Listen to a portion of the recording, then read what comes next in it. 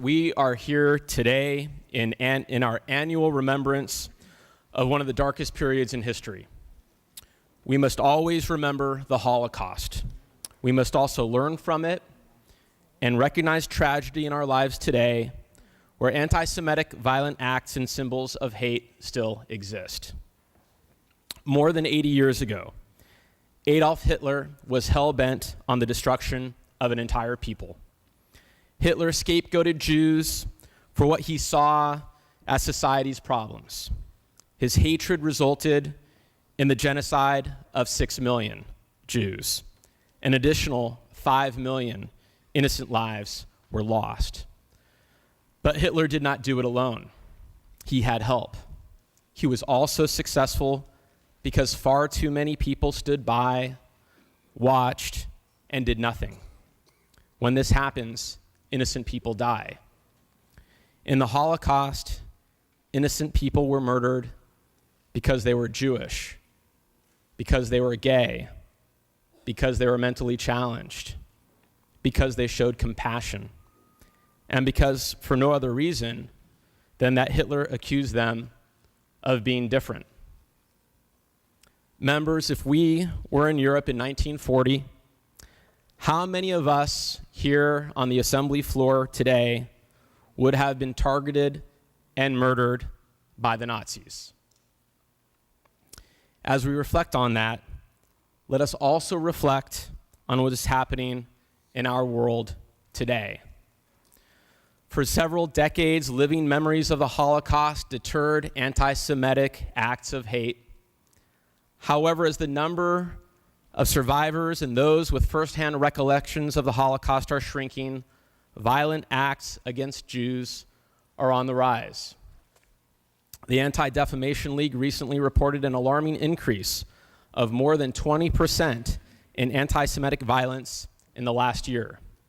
These violent acts and attacks of anti-Semitic hate are occurring globally in places like France, Denmark, Argentina, South Africa, Russia, Greece, Austria, Hungary, Germany, and even here in the United States of America.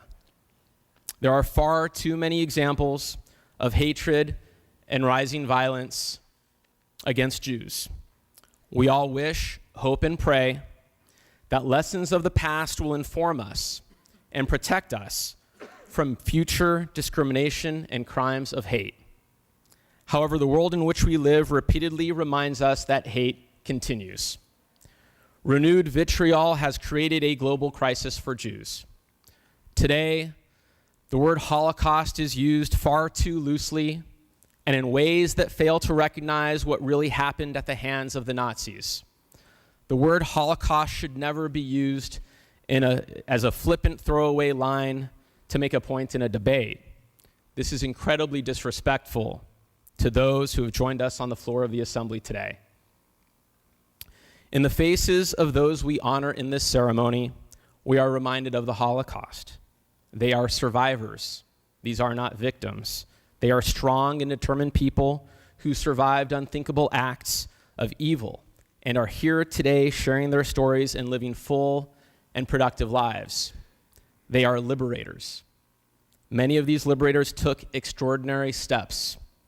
In some cases, they put their lives on the line to make sure that as many people as possible survived this act of annihilation and genocide. And they are family members of those who survived. We are here today to honor those who survived and to remember what occurred in the Holocaust. We're also here in loving memory of those who perished. We must never forget this evil and horrific human tragedy. ACR 15 proclaims this week as California Holocaust Memorial Week and urges Californians to observe these days of remembrance for the victims of the Holocaust.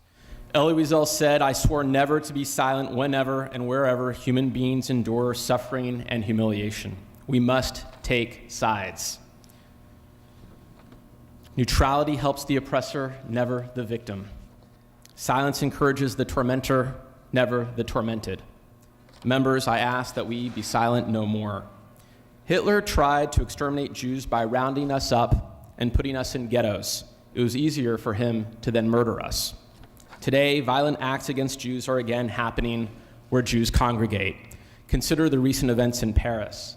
After terrorists murdered cartoonists at a French newspaper, they descended upon a kosher market to kill Jews. After an attack on a Copenhagen synagogue, where yet again innocent lives were lost, 30,000 people filled the streets in a vigil. At the vigil, the Danish Prime Minister said, "Tonight, I want to tell the Danish Jews, you are not alone. An attack on the Jews of Denmark is an attack on Denmark, on all of us. Our answer is clear. When others try to scare us and split us, our answer will always be a strong community." We need to remember that when people go after Jews, none of us is safe. Last spring, on the eve of Passover, a former KKK Grand Dragon shouting anti-Semitic slurs slaughtered 3 people at a Jewish center and a Jewish retirement home in a suburb of Kansas City. The victims were a Jewish woman in her 70s and a 14-year-old boy and his grandfather who were not Jewish. Recently, closer to home, a Jewish student at UCLA was being considered for a position in student government, and she was asked to explain if she could be impartial despite her Jewish identity. Much of the anti-Israel movement today recently is simply hatred toward Jews. For example, at UC Davis, after a resolution was passed calling for divestment in Israel, a swastika was painted on the wall of a Jewish fraternity. And only a few miles away, just a few weeks ago, a Sacramento homeowner felt compelled to display the swastika at his home and by painting it on both the American and Israeli flags. When we see signs of hate, it is incumbent on all of us to voice our outrage, especially here at home. America is too great a nation. California is too great a state to allow this to continue. We live in a nation that is defined by its rich diversity and our ability to see all of us as one people living together in support of one another. I ask for your aye vote on this resolution. In remembering the Holocaust, let us avoid hate and violence today. Thank you.